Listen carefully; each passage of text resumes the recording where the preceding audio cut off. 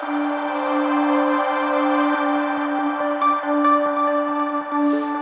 guys, කොහොමද? මම අද ඔයාලව සාදරයෙන් පිළිගන්නවා ශමිත් ටෙක් YouTube channel එකට.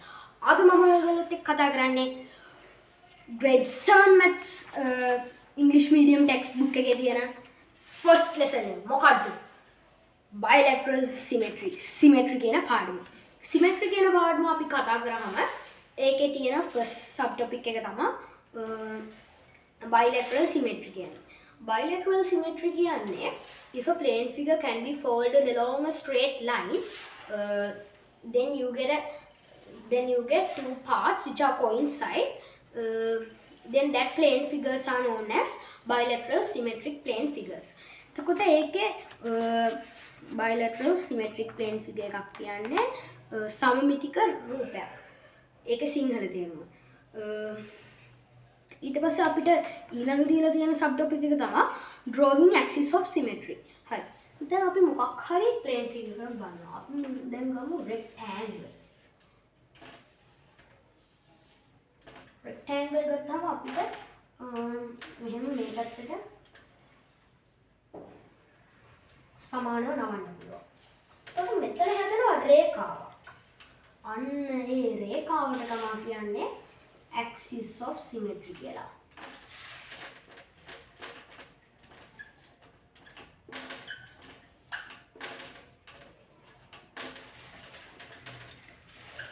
මම තේරුණාද මොකද්ද මේ axis of symmetry එක? තව මේකේ එකක් තියෙනවා. ඒක තමයි මෙන්න මෙහෙමත් අපිට ආයේ නවන්න පුළුවන්. ඒතකොට මෙතනත් හැදෙනවා axis of symmetry එකක්.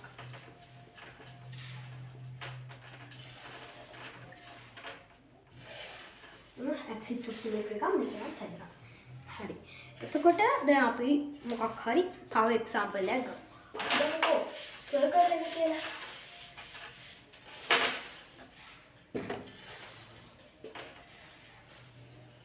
මේ circle එකක් තියෙන්නේ. දැන් මේ circle එක ඔහොම නමන්නක් පුළුවන්, ඔහොම නමන්නක් පුළුවන්, ඔහොම තරම් විදිහකට ඔහොම නමන්න පුළුවන්. ඉතින් එතකොට මේ circle එකට අපි කියනවා මේ circle එකේ axis of symmetry is unlimited තියෙනවා. ඒක අපිට කියන්න බැරි තරම්. අපිට ඕන විදිහකට මේ axis of symmetry circle එකේ තියෙනවා. ඊට අපිට අපේ textbook එකේ දීලා තියෙන subtopic එක තමයි creating plane figures having bilateral symmetry. අපිට ඒකෙදි තියෙන්නේ ගොඩක් සරල දෙයක්. මොකක් හරි කොලයක් ගන්නවා. ඒ කොලය දෙකට නවනවා. දැන් මට මෙතන ප්‍රැක්ටිකලි කරලා පෙන්නන්න මම ගාව ඇත්තම කොලයක් නැහැ. කොලයක් දෙකට නවලා අපි ඒක කපා ගන්න ඕනේ. ඔයාලට කැමති ෂේප් එකකට අපි ඒක කපා ගන්නවා. කපලා ඒ කොලේ දිගෑරියාම අපිට ලස්සන පින්තූරයක් හැදලා තියෙනවා. තව ක්‍රමයක් තමයි අපි ආයෙත් ඒ වගේ කොලයක් අරගෙන නවලා ඒ මැද්දට අපි දාන්න ඕනේ ඉන්ක් බිඳුවක්. ඒ ඉන්ක් බිඳුව දාලා හොඳට කොලේ අතින් මදින්න ඕනේ.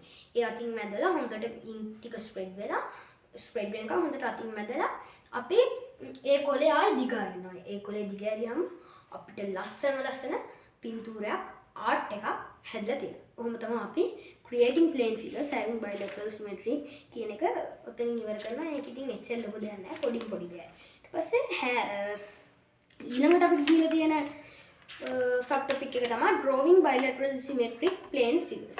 අපිට papers වල සාමාන්‍යයෙන් අපි අඳිද්දි ඔන්නෝම අපිට axis of symmetry එක මුලින්ම අඳිනවා. ඊට පස්සේ මෙතනින් point එකක් කොහෙන් හරි ඔයා කැමති තැනකින් point එකක් දාලා අපිට A කියලා. ඊට පස්සේ ආයෙ මම කැමති තැනකින් point එකක් දානවා. ඒකට මම B කියලා දානවා.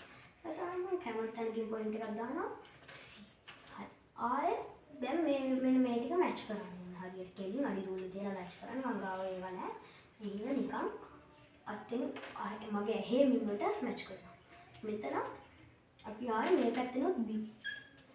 මේ පැත්තෙනුත් A. මොකද bilateral symmetric plane figure එකක් නේ. දැන් මෙතනිනුත් C. ආයෙත් මෙන්න මේ ටිකත් හොඳට යා කරගන්න ඕනේ. අඩි රූල තියලා හැම වෙලෙම අනිත් එක ගණන් පොතේ කොටු ගණන් කරලා තමයි මේ වැඩේ කරන්න ඕනේ. ඊට පස්සේ මෙන්න මේ ඉරි දෙකත් එකට යා කරනවා. මේක bilateral symmetric plane figure එකක්. ඔයා කොටු පොතක හැදුවා නම් වෙන්නම ඕනේ. මගේ මේක හරියටම ඇවිත් නැහැ. මොකද මේක කොටු කොලයක් නෙවෙයි. මට ඒක හරියටම ගන්න බෑ. එතකොට මෙතන මෙහෙම axis of symmetry එක තියෙනවා. තව axis of symmetry එකක් තියෙනවා මෙන්න මේ අතට. නේද? මේ අතරත් ඇක්සිස් ඔෆ් සිමෙට්‍රි එකක් තියෙනවා. ඒක ඒ කියන්නේ මම මේකත් එක්ක සමානව තමයි ගත්තේ. ඒ හින්දා තමයි මෙතෙන්ට ඇක්සිස් ඔෆ් සිමෙට්‍රි එකක් ආවේ. මේක එහෙම වෙන්නේ නැද්ද නේද? අපි හරියට හදාගමුකෝ. මෙහෙම සමානයි කියලා අපි හිතමු. හින්දා මේ පැත්තට අපිට ඇක්සිස් ඔෆ් සිමෙට්‍රි එකක් ගන්න පුළුවන්. ඉතින් මෙන්න මේ විදිහට තමයි සිමෙට්‍රි කියන බොහොම කෙටි පාඩම ඉවර වෙන්නේ. මේ වීඩියෝ එක තව කෙනෙක්ට බලන්න ෂෙයා කරන්න, මේ වීඩියෝ ලයික් කරන්න, කමෙන්ට් කරන්න, මගේ channel එක subscribe කරන්න අමතක කරන්න එපා. මම අදට ගිහින් එන මේ ශමිත් එක්ක